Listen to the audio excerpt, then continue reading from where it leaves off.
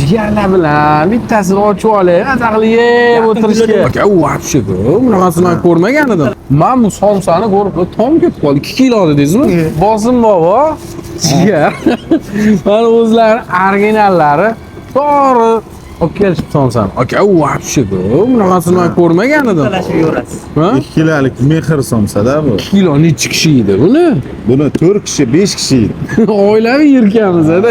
Gap yo'q, videolarni yoryaptilar. Jigarlar bilan bittasini ochib olay, azaqli yeb o'tirishga. Обязательно borish kerak. O'taman lekin.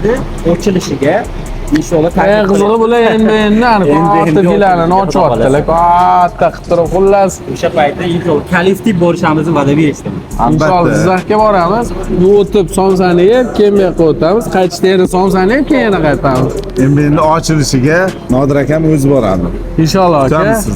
Bosim bobo choyxonasi bor, bilasizlar, Jizzaxda. Nomerani men bekorga yozib qo'ymagan ekanda. Men bu somsani ko'rib, tom ketib qoldi. 2 kilo dedingizmi? 2 kilo. Buni yana sovg'alari ham bor. 15 daqiqada yeb qo'ysa. Yo'q, 15 minutda bitta odam yesami? Ha. Yo'q, maza kerak. Shunaqa jo'natam. Shunaqa cho'klar bor, bitta o'tirishda yeveradiganlar.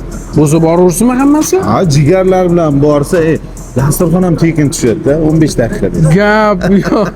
Jigarlar bilan 4 kishi borib, bitta somsani 4 bo'lib yegan elim dedi. Rahmat Jizzaxlilar mujik, bitta like bosing. Rahmat. Bosim boboga obuna bo'lishni unutmang.